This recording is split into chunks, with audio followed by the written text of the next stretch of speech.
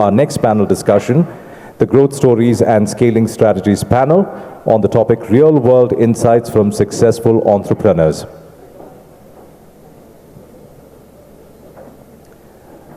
I'd like to introduce you to our panelists and request you to please give them a big round of applause as they come forward. We have with us Vidit Atre, founder Meesho. Joining Vidit on the panel is Gadadhar Reddy, CEO and founder of Nopo Nanotechnologies. And moderating this session is Vishal Krishna, founder Upstream Life Media.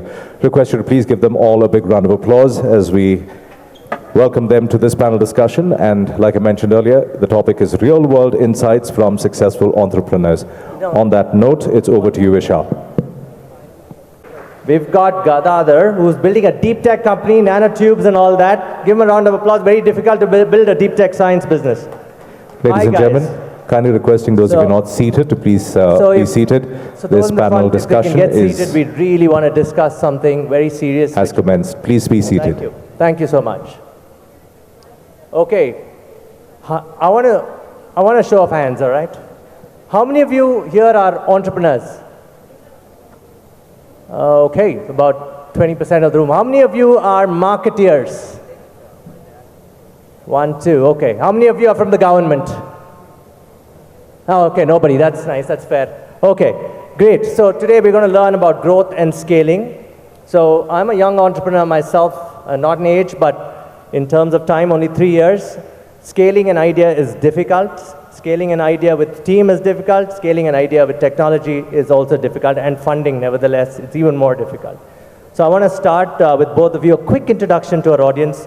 If those of you haven't checked out Meesho, you should, because they help 2 million sellers. If you haven't checked out Nopo, please go check out Nopo. They're a deep science company that will provide nanotubes to electric vehicles. Right? I want to start with you with it.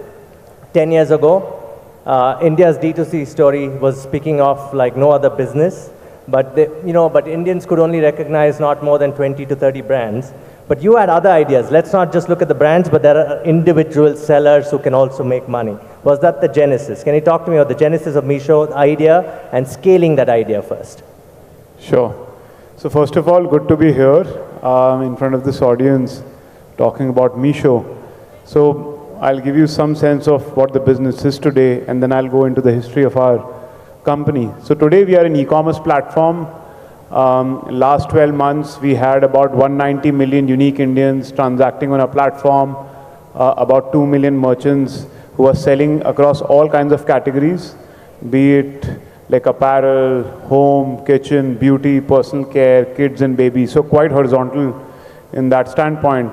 And our goal has been, from day one, our mission has been to really democratize internet commerce for everyone. And by everyone, we mean 1 billion consumers, all kinds of small businesses, and a lot of people who are part of the logistics sector in India. That's why we started Meesho. So if I just go back, and I think it's a good segue to go into our early part of the history. So we started the company back in 2015 with one very simple insight. I think back then in India, e-commerce was very limited. It was mostly tier 1 consumers buying mostly branded goods online and mostly limited to that. But if you went to a tier 2 city, or if you went and spoke to people who are not part of this mainstream, most of them were not buying online. And they will say, the kind of stuff I buy offline is not available online. It's not available at the price that I can buy it offline. So there were a lot of these problems, right? Like the right supply being available, affordability, accessibility.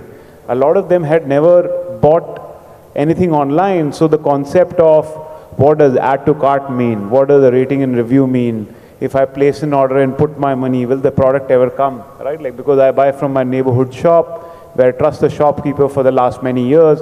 So there are lots of these problems. And we said, like, we really want to bring Bharat online. And that means all kinds of consumers and businesses. So that was the genesis. Like, how do we really make this happen? And over the last 10 years, we've again solved multiple problems to kind of reach where we are today.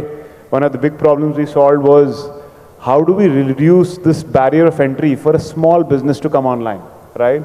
And one of the big barriers we figured out was just the cost of doing business.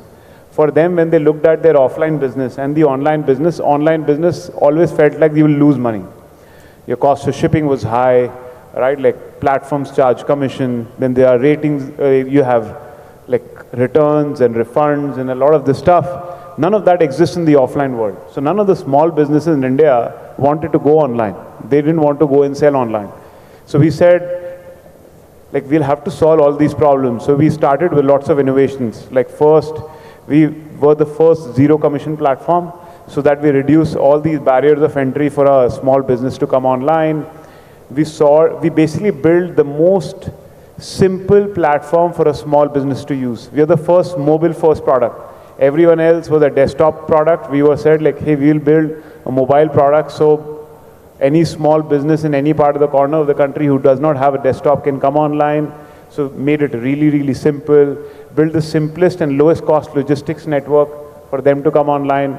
So it's like some of these problems we solved over the last 10 years to kind of reach here. And I'll obviously kind of add to a lot of the story over time, but it's been just about staying very true to this mission of how you really democratize internet commerce for everyone. With it, that's one word that got onto me is that 190 million transactions a month. So, by the way, actually now that number is north of 200 million. We do more than 2 billion orders per year now.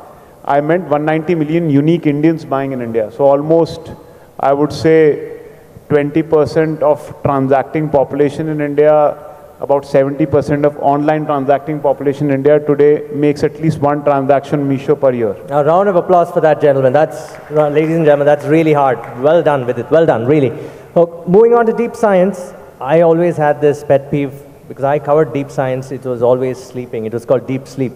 But now it's changed. Suddenly, there's so much investor interest. And we are in the right forum, Invest Karnataka, and I hope people watching this will understand that deep tech ideas come from India. Bangalore is the land of IIC, HAL, BHEL, and whatnot, and ISRO as well, right? So talk about your idea quickly for our audience. Where does it benefit customers and customers? And this is a 14-year-old idea, by the way, guys. And the difference being, with it runs a consumer company where there's high scale, high marketing, and there's a lot of money raised.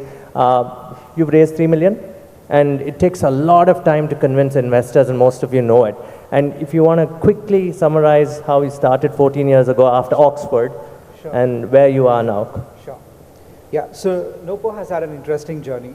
So it started out as a dream. There was no logic to it, like saying, okay, there's going to be this market, this customer, or anything. It's mostly, how would the world be if we had something new, a new kind of a material that could be extremely strong, lightweight, conductive.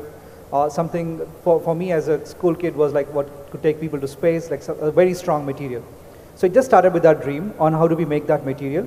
I looked around, couldn't find anyone who was making it. Everyone said it's hard, so I decided to go start doing that. I told my parents, like, see, 10 years, don't disturb me, I'm just going to do this. If nothing works out, I'll go do some programming, I can do it well. So that was the convincing pitch and got started with it.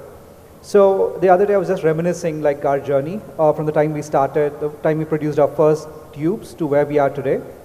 So when we started off, initially we were only able to produce like a few micrograms of this material. This year we are on target to produce a ton of this material. That's a scale of 10 power 12 times in the span of these 14 years. And what does that mean? You should tell them. Yeah, that's 1 lakh crore times increase in output over this time frame to make it relevant for the markets. And what markets? Yeah, so now as we scale this so massively, effectively every year we are increasing output by 10 times to just make it relevant. We found a use case for it in batteries. So every lithium-ion battery that's coming out there needs this material. It's an essential raw material. It's an essential ingredient for that. And without the nanotubes, you can't make a battery that's lighter, can charge faster, and has a higher capacity. So that has made this now a very hot material. There are only 2-3 countries with the technology. It's a very limited piece of tech. It's very difficult and hard to make, and has numerous parameters that need to be controlled, pressures, temperatures, injecting catalysts in the right proportions, and then breaking them apart. The tubes themselves, if we talk about them, they're just 10 atoms in diameter.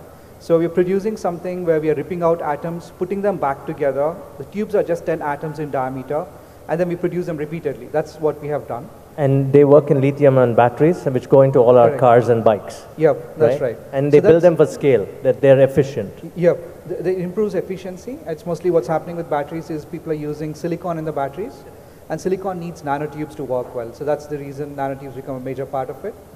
And another extreme application, which we'll probably start seeing another 5 to 10 years, is as we develop these materials suitable for batteries, we also found ways to separate tubes. We were able to separate out tubes again with a very high precision. So these 10 atom tubes, I imagine all tubes of the exact same size, 0 atom deviation. So we're able to produce this material. Now this has suddenly opened up opportunities in electronics. So where we are allowed to, we can now shrink transistors even smaller than what we have today, almost about 600 times smaller than what we have today. So that's another avenue that's going on. That's the next deep tech line of work that's happening. Again, increasing your mileage in terms to speak. The vehicles go longer, better, Yep. and the charging time is better. Yep, it's much faster. That's right. You know, for those of you after lunch, if this sounds like a science lecture, it's not. You know, there are 2 million electric vehicles that are sold in India, and they're only going to increase, and we need to figure out how do we pull out nanotubes from lithium-ion batteries that are, that are going into recycling as well, with something that you do as well, don't you? No, we Not do yet? not yet. Yeah, because we are focused on making the purest tubes. Okay. So that starts from a gas, from carbon dioxide. We actually are able to break down carbon dioxide into the nanotube. So there's social impact from both sides, and that's the common theme. He's helping sellers, he's helping the environment, which is fantastic. Round of applause to Gadadhar, please. Thank you. So, okay, where do we begin? I mean, since it's about growth and scaling, both of you summarized your businesses, science, marketing in your case. Both of you came from, IITs. I suppose you came from IIT. You're co-founder as well. When you built this platform, how, you have to also start marketing it. You said 2 problems. One is bringing new sellers on board and ensuring that people, obviously smartphone penetration was going in 2015 is going up, right? North of 150 million or 200 million per year. What are the pieces that you had to do? Did you solve the network piece first of sellers, or did you solve the customers who buy first? How do you solve the 2 and then do the marketing around it? Because I'm sure Instagram marketing wasn't all that popular back then, unlike now. What was your go-to at that time in terms of marketing with it? Yeah, it's a very interesting question. So I think overall in a platform, you can't build demand then supply or supply then demand, because both of them have to come together. Otherwise, they will not sustain on the platform. You can make someone sign up today, but if they don't get sales tomorrow, they'll just sign off and never come back. So I think it's a good balance that you have to make, which is very hard in the early days, and that just required us to kind of work really hard. Like we promised to a seller that we'll start getting you volume. We have to get some customers to transact from them. But if I look at our early growth journey, I think early growth journey was about like figuring out one very interesting insight. That took us 2 years of lots of failures, lots of experiments. So we started the company in 2015, but after trying so many things, we landed on one insight in 2017, which is, so in 2017 in India, most consumers only had one app on their phone, and that was WhatsApp, right? And there's so many e-commerce apps back then who spent crazy amount of money on marketing, doing it digitally, doing it on TV, and no one was downloading their apps. People will just have one app on their phone. And then you go and speak to them. Why do you have only WhatsApp? Why don't you download these apps to buy? Consumer will say, hey, it will take a lot of my data. All shopping apps have images. Images consume a lot of data. So if I download this app, it will consume a lot of my data. So I don't want to do it. And this is like pre-Jio days, right? So data was really expensive. As soon as you open an app, you'll get an Airtel message saying 50 paisa deducted or 1 rupee deducted. So we said if we really want to bring Bharat online to transact and become e-commerce users, we'll have to change this approach. So the thing we did, we said, can we bring commerce to WhatsApp? Instead of forcing all these consumers who don't want to download any app to like start making their first purchases on WhatsApp. And that's when we started our first model of like WhatsApp groups. So there'll be a community leader who will create a WhatsApp group, add all the people from their local community, friends, family, neighborhood onto that group and start sharing products from Meesho, and people just place an order with her. And she will come and just like punch in that order in the Meesho app and we will go and deliver to that consumer. From 2017 until 2021, that's how we operated. And the beautiful thing about WhatsApp, in WhatsApp, everything goes viral. So you get added to a WhatsApp group, you start buying, you love it, you tell other friends on WhatsApp, and they start creating WhatsApp groups and start selling. We started this model in 2017. We had 10 million WhatsApp groups running in India in 2021. This is for sellers? This is for consumers. Well, like you can consumers who are applaud. buying. Someone was applauding, so please go on. Yeah, go on. So I'm saying these are consumers, part of 10 million WhatsApp groups by 2021, who are buying products from these sellers. And this happened without us spending anything on marketing, because as I said, it was social and hence by default viral. And I think that's, like, sometimes people think marketing is just going on Instagram or some place and like spending money. I think it's about figuring out that interesting consumer insight, where people are spending time and how can you be relevant to them. If you figure that insight out, you don't need to actually so much money in acquiring all these consumers. As we saw, like for a long time, no one else could acquire that consumer apart from us in India, because no one could figure out that insight. And that insight, now you give me, most of your consumption happens in tier 3, tier 4 cities as well, I'm assuming now, because of WhatsApp. Correct. Right, and WhatsApp solved for payments, and that made it even more easier now, I guess. Absolutely. Like a lot of things have become easier over time. In 2021, we launched our own consumer app, so you don't need to buy on WhatsApp anymore. Most of our consumers moved here, because by then two things had happened. First, like the cost of data went down because of Jio. Now people don't think that, hey, if I download an app, it will consume a lot of my data. And second, pandemic happened, which taught so many people in India that you have to buy stuff online, because offline shops can now be closed for a while, right? So everyone learned how to buy online. So some of the problems we solved back in 2017 were gone, but like that really helped us build a customer base that was very loyal to us and much easier to move to our app. So I think the early part of the growth journey, we could just skip the marketing part because it was part of our product design. What could have gone wrong? In a sense, you said there were a couple of failures.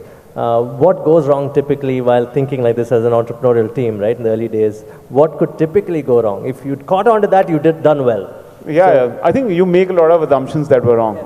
Like the first iteration that we did, so we wanted to bring Bharat online. People buy, we went to consumers, you'd say, tell me which small businesses do you buy from?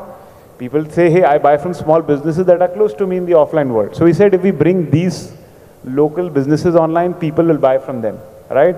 We did that.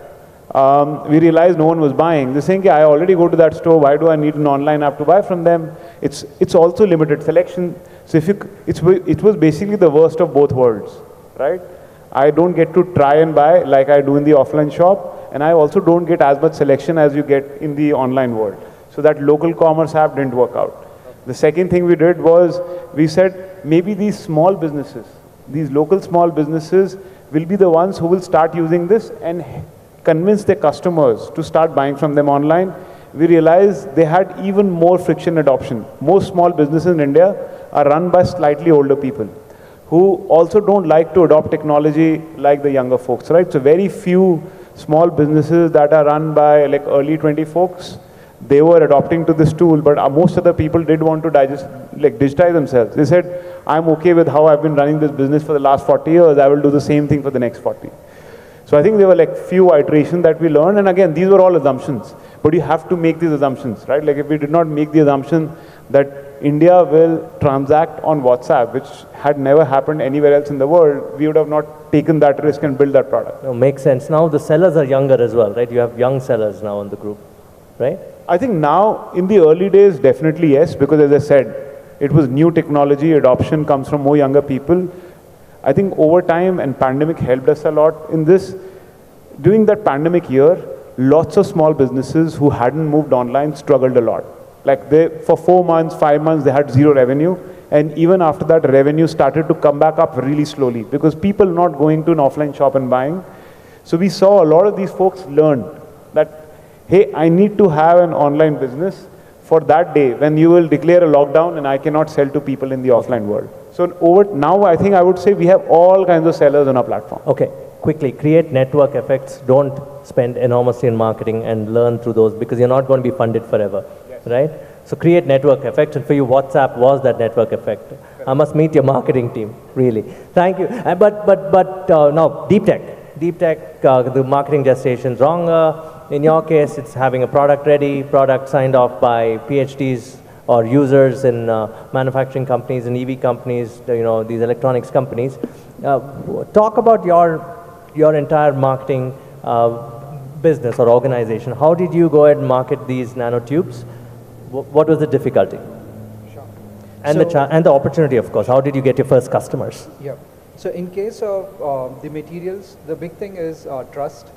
First off, when we attend any conference and show people that we are making these single wall carbon nanotubes, it would be like, what's India doing here? Like, it doesn't make any sense. Like, because we have not produced any advanced materials, we don't make carbon fibers in the country, and there's someone going and talking that, okay, we're producing something 1,000 times smaller than carbon fiber, and talking that. So people thought you're talking nonsense in a way, yeah. Because nobody could believe that you can actually do that in India, like, because it's not something that's become mainstream. Because normal projection for technology for the Western countries is that you use it, it's become very cheap, only then India buys and starts using it. Until then, India does not use it. That's the whole idea that's ingrained.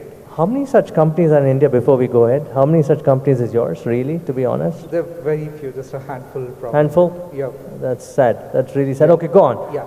So that was one. So it was about building trust. So it started from conferences where people were like, okay, there'd be like, okay, US, China, Japan, and then India. That would be the conversation. So people were sourcing from there, of course, and that's the thing. And then what we did was, so we were shipping samples. Our first customers started reaching out to us because the kind of nanotubes we made, it had a huge legacy, and a lot of people liked that, and so there were people who were reaching out. So one particular customer from Japan who had used the material, so he went to a conference in Germany. This was around 2019. And while speaking there, he put up a chart showing which are the best nanotubes in the world. So he had a list of all of them which he had tested in his lab. There's a lab called AIST that's in Japan. So in his testing, he ranked us as the first number one in terms of quality. And so you didn't know that he had done it? No, we had no idea. We had no inkling that he was even going to do that. We hadn't taken part in that particular conference. And our distributor called up and he's like, okay, this is what just happened. And that a Japanese has gone to Germany and has said that your material is the best. So that was a huge deal for us. Okay, did people order your products after that? They did, because that suddenly changed how they were looking at us. And now that they had quantified data that was looking at our material, that made a whole sea of change. Which industry ordered from you? So and why? Right now, so for the longest time, we have been working with researchers. They've been the biggest users. And from there, now we have transitioned to the batteries. Batteries is one area where we're seeing a huge amount of uptake for the material, and that's been going on. And in Nopo's case, the other thing is, so our model is not, we don't have to reach millions of customers because it's mostly B2B. Correct. For us, maybe in our entire lifetime, the max number of customers would be 100 customers, but each with a big revenue size. So it's a different approach for us. Even our marketing doesn't, we don't have to reach everybody. Just the companies and the people who... So you have to make the science guys are your influencers, and they're not on Instagram, of course. Even they're not on YouTube Shorts. Yes, obviously the business guys won't talk on YouTube about this, I'm sure, but it's a tough sell. Yeah. So that person in Japan, the Japanese man who spoke about this, was very crucial to your success, and that created a network effect of one or two customers coming. From which industry? Mostly automobile or other industries as well? Currently, it's been automobile and the electronics, the semiconductor industry. So those are two areas that we have focused heavily on. Okay, Indian companies or mostly people abroad? So the batteries, even the Indian companies are talking to us. Okay. And the companies around the world. So so it's taken you what? By then 2019 was 10 years into your journey. Revenues were zero almost at the time. Yeah. Was that a crucial time for you? So it was, because even after getting to know that, okay, you have an application and you have the product, you still again have to scale. So it's again going to come back to that. Same problem. Yeah. So, but that, at least it was, you know who's going to use your material. At least there's more clarity than, you know. Okay. Gadadhar, for you to understand to scale the science, and 2019 was a crucial time, how did you scale the science? That's what I want to know. Sure. So it had, so we had decided, what we did was, one interesting thing that happened to me was, I studied something called exponential technologies. So as part of an organization called Singularity University. So they had this program, summer programs they used to do. So the basic thought process is, how is it that Silicon Valley in California is able to predict the future? How does the valley know where to bet? How does the valley know that we have to bet on AI? How does it know we have to bet on drones? How does it know we have to bet on lithium-ion batteries? So all these, the companies that I'm referring to in contrast, so all came from there. So how did that happen? So what's interesting is every piece of technology, it seems to follow an exponential law. So basically, there is a time, the Moore's law that we have for processors, which is basically 18 months, things are doubling, which has now become 9 months with mobile processors, and memory chips are just at 4 months. You can actually track that for every single field. So from that field, you can project further, you can project forward and see how the world is going to be. So what the Valley was doing in this particular program too was like we were projecting, okay, solar cells, they're dropping in price every 4 years. Every 4 years they're becoming half the price or double the capacity. And that trend keeps continuing. Batteries are doing the same. So some are just apparent. We get to see, okay, and that's how we hear like, okay, just think of SD cards. Like even a 128 MB card was so expensive, and now suddenly you're talking of 1 terabyte just being commonplace. So that's what exponentials do. And nanotubes, we realized, were also on an exponential trend, but they were doing it much faster. They were doing it at almost 3 months, is what we had estimated even back then. So we knew that every 3 months we would have to double capacities, and we would keep looking at ways to do that, and just go do a lot of iterations, repeat it, and build conviction upon that, learn what was wrong, repeat. So it was a significant amount of iterations to develop the tech. And that's the only secret sauce in technology. Like you don't build a fighter jet by just building it once and letting it sit there. You just keep improving every single day, every single minute. And that's how you get to build an amazing How many clients do you have now? So we have about 10 of them, 10 big ones that we are talking to, and a lot of researchers that we talk to them. Man, round of applause, guys. 14 years of hard work, 10 customers and scaling. That's great. So, team management, I want to open it up to questions. I'll quickly cover team. We have to cover funding. I'd rather have them ask the funding questions because, they read about it every day. There's people. I want to talk about the team management, which is very important for scale. In your case, logistics, technology. You probably you have an organization that now tells stories, right? Because you're a larger business, you have to keep that narrative going. Then you have a finance team. I keep reading about Misho on the news trying to go to IPO. I don't know if it's real, but I keep hearing about that. Multiple teams for 2 people who love to build something on e-commerce. You've got that far. Now you have to manage all these things. Yeah, the common answer is you can delegate, create teams, but you have to run the ship. How do you run a ship of, say, more than, once you cross 100, you hardly remember the first 100 people who joined you, right? How did you manage that? That transformation as a leader. Yeah, I think we had to figure out an answer to this question early in our days. And again, same like a product, you have certain failures, but then things start to work. And I think my biggest learning was, before you start to hire the team, you have to nail down what the culture of this organization is going to be. And by culture, culture is very broad to a lot of people. I just mean the shared beliefs that we will never compromise on have to be very, very clear. Once you nail that down, that's the way you decide who will come into the organization. That's the way you decide who will grow within the organization. And that's the way you decide who does not meet the bar and will exit the organization. And that's the flywheel. And I think, to me, nailing that culture down, and we've been very consistent with that culture for the last, I would say, at least 7-8 years. We make some tweaks here and there as the business evolves. We have newer things happening. But it was just nailing that down. First was, we wanted people who is very passionate about our kind of user, right? If you don't feel proud of your work every day, it's very hard to do it for the right reasons. Unlike, you cannot be motivated about the money or the title or the promotion forever, right? You stay very motivated because every time you ship a new feature, it goes and impacts a lot of people positively. I can go see a small business bought a car for the first time because of the income they made online. Or a consumer who says, because you helped me save money in my budget, I could fulfill some wish of my kid that I could not do earlier, right? All of these are very impactful stories. And hence you have to get people who feel passionate about the kind of user that you are serving. We are very, very clear the kind of people we want are people who take a very long-term view, right? We started this taking a 20-year view of who we want to serve and who we don't want to serve. We wanted people who care about the same thing. That has to come from the founders. It has to come from the founders. It evolves, right? So people shape it. Your senior folks will shape it. Other people over time will shape it. They will just do really well in the business. And then you'll ask, what did this person have very different than the other people? And you discover a new cultural trait which was implicit, and you'll make it explicit the next day. But I would say the thing that this is the most important talent tool for me, and that's culture. Nail it down and just don't make any compromises to that. I think we've just done that. And then it does not matter. Technology, logistics, I think culture of people across all these organizations is very similar. Okay, how many people are you at this point of time? We are about 1,600 people, out of which about 1,000 would be in tech and products, so mostly the R&D team. And indirectly, a lot of companies work for you, logistics companies. Yes, so again, we're a platform, so a lot of people are, their incomes, majority of the incomes are tied with our ecosystem. So absolutely, that number will go into hundreds of thousands, if not like millions, like people who majority of income is tied with us. So fantastic. These two are a made in India story, guys, and a success, right?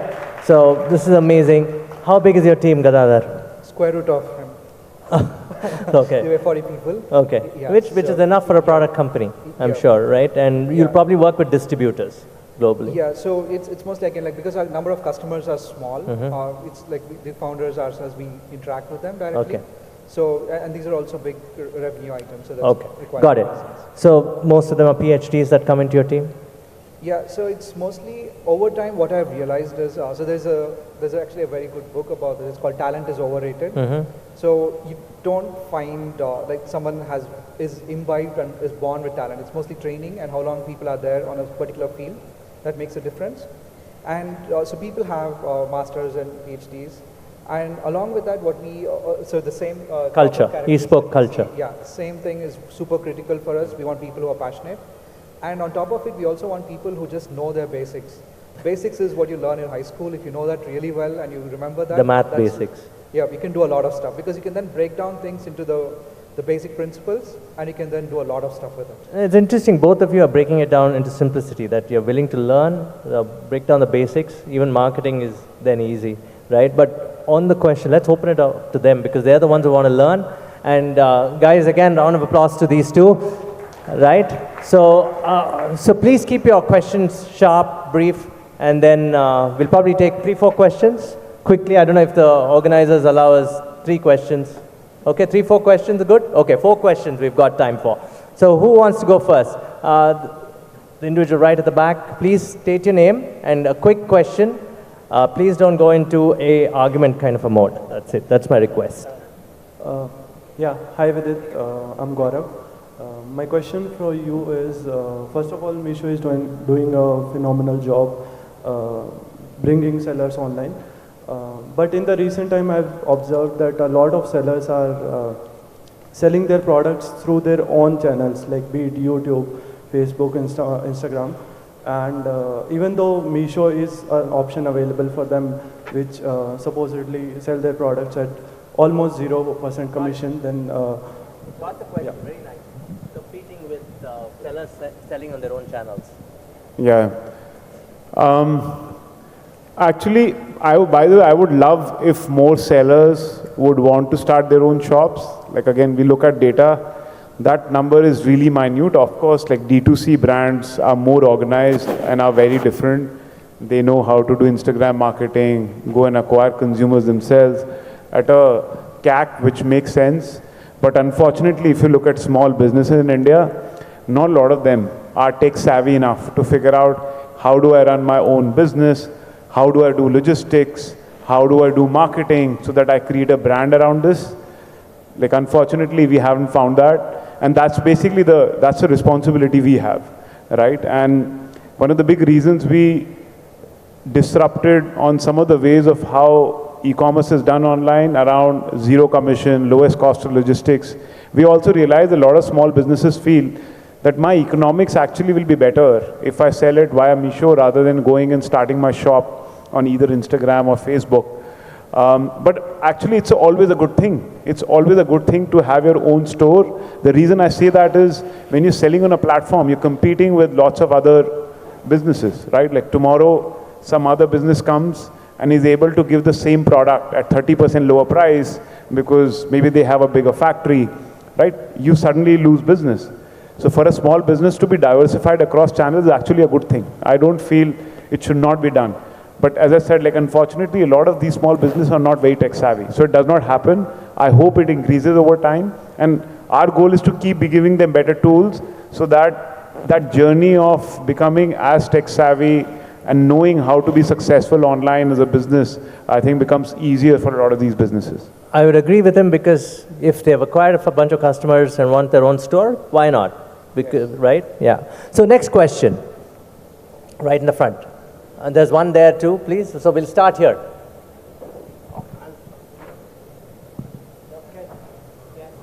first. Okay. So you mentioned an important word called culture. So how much time it took for you to establish the basic culture, and how it impacted your attrition? How long does it take time to build good culture in an organization? I think I don't think that ever ends. Their culture is forever evolving. I think, to me, culture has always been a product, right? I agree. At the basic stops, whatever, putting that, this is something, because it will take time. I understand it doesn't happen overnight. So your organization, I think it is more than 10 years old. Something basic to fundamental cultures. These are the things will be there in these are the principles we are going to follow. Then successively, how it has impacted attrition also, that I want to know. Again, my answer does not change much. I would say in our journey, we wrote a first culture document in 2017, which is 2 years after we started the company. When you write a document, like you have to, as I said, make implicit things more explicit. And then we made that part of the hiring process. Every time anyone interviews anyone in the company, they have to rate the candidate on all of these cultural values. And that's generally the most important part of the process. That we instated back in 2017. As I said, we have continued to improve it. But you have to put it in some format and make it a product that keeps evolving. Okay. How it has impacted your attrition? How has it impacted what, sir? Attrition. What's your attrition like? I don't think, whether you have attrition if you change the culture too often. Because people earlier were hired of a different cultural values, and then you change the expectation, and people who are doing really well in the old setup don't do well anymore, right? I don't think that happens. Like if you're too late in setting up the culture, it can happen that you kept hiring people without any cultural alignment, and now today you're saying, this is my expectation, and a lot of them don't meet it. But if you define culture very early in the journey, actually you have much lesser attrition, because every person you hired are people who are very aligned to your mission and culture. So actually attrition goes down. Hi, my name is Anshul Chobe. I've spent about 12 years in different corporates before I started a marketing and advertising agency by name Creative Vashisht. And last 4 years, we have gained trust of some of the major e-commerce in the industry, including the likes of Big Basket, JioMart. So what we are doing it for them is developing creatives and graphics for their web and app. However, now gaining that experience, we are developing been great at you are inspiration to us. And with whatever minimalistic resources we have within the company, we are now in the process of creating our own platform, a local search engine platform, which we developed with our own resources whom we have nurtured. So like Vidit mentioned about culture is the primemost, and you also address the marketing side of it. So with the minimalistic resources, we address both, and we have completed the phase 1 where we... What's your question? Because you're pitching to him, it's very nice, it's very good, but what is the question? So I'm just coming to that. So we have completed a phase 1. Now I'm coming to the phase 2 where we are now somehow, delaying our process, and you're not ready whether should we go for funding or should we just continue to bootstrap with the resources. And what exactly we should do, because we have never taken the funding before, and whatever resources were available, since I was a marketing guy, so we just pushed ourselves to develop this and came this far. But now the question is around whether I have to raise money or not. Yeah, that's it. So what would be your tip? Okay, got it. Your tips to your take, sir, because he's a marketer. No, I think every business is very different, so very hard for me to give you a generalized answer. But I think at the end of the day, you have to see funding is nothing but getting resources. People will give you funding if you can give them some vision or some plan of how big can you make this business. So you've been running this marketing agency for some time. You wanna now raise funding, which means you wanna change something. So I think if you have a very large vision, like you want to do something really different as compared to what you're doing so far, and that will require a lot of resources, just go out and do it. Like I don't think you should think twice then whether I should do it or not. But if you want to do more of the same thing, right, which is that you have 5 customers and I get to 10, then I think you should evaluate, should you just optimize your existing business to improve margins, scale up, or should you go out and raise funding? So I think that's the only difference. But if you want to really expand your vision, that will require a lot more resources than what you have. Definitely go out and raise some money. Yeah, absolutely. No, it's next gentleman, please. I'm sorry, you can meet him after this. Go on. Hello Vidit and hello Ankit. So my question is to Vidit. So basically, Meesho is the second growing e-commerce after Flipkart, and I want to know that what's your long-term strategy against quick commerce, which is eating the major market share of e-commerce. So what's your take on it? I think like people today call it quick commerce. We've always called it the convenience commerce. Like people, even 5 years ago, there were a lot of people in tier 1 cities who were buying on Amazon because Amazon was fast, right? It was 1 day delivery, same day delivery. Now that has changed to 30 minutes delivery. Our goal has never been to kind of solve convenience as the key factor, because there are enough players either solving earlier and even now, right? Our goal has always been, how do we really bring like majority of country online in terms of consumer, small businesses, and the biggest problems there are not around convenience, but around affordability, accessibility, and that is what we will continue to focus on. So I think quick commerce has great product market fit. You see a lot of people around you buying lots of things there, but it's limited to certain categories and it's focused on the use case of convenience. I want something like really, really fast. I'm willing to pay a premium, a platform fee, a convenience fee. Majority of India is not willing to do that. And that's what we're building for. That's a great answer, guys. Yeah, we have time for one more question. Could we have something from the science community? Question, please, because we have Gadadhar. Guys, he's building the future of your environment, safe environment. Guys, your kids can be happy and not just heavy on your wallets, right? So please ask a science question, anybody. Who wants to go for it? Take the mic, please. What's your take on the sustainability and the climate change aspect of it? Yeah, so it's definitely something we have to address because it's something we have created. When I go talk to my grandparents or anyone and they talk about how their childhoods and things were predictable, you had predictable seasons. We don't even have that anymore. I think we have lost our winters now. They don't exist in Bangalore. So we do have a responsibility. That's something that's also part of the Indian culture where we take a lot of care about our environment. And that's something we have to continue. There's definitely no other way around. I mean, what's your initiative within your organization on that? Okay, so what we do is like when we produce the nanotubes, what we have done is to make them as green as possible. So in fact, one small backstory was the reason, the process that we use for making the nanotubes. So the way I dreamed up about the whole thing was that these nanotubes are very strong, so we'll be able to produce them.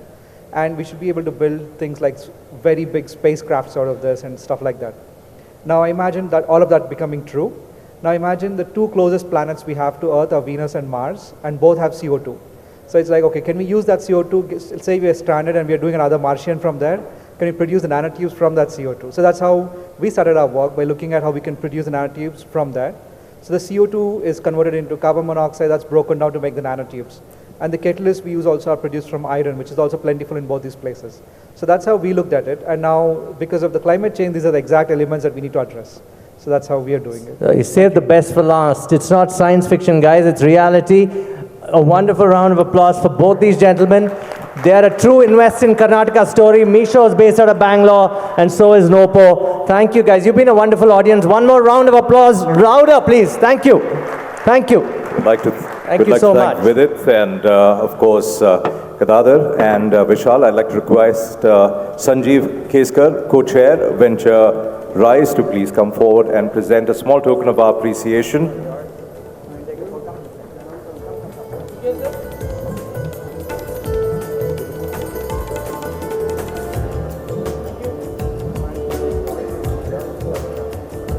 I'd like to once again take this opportunity to thank Vishal Krishna, founder of Upstream Life Media, for moderating that panel discussion. And a big thank you to both our speakers, Vidit Atre, founder of Meesho, and Gadadhar Reddy, CEO and founder of Nopo Nanotechnologies. Real world insights there from successful entrepreneurs. A brilliant session.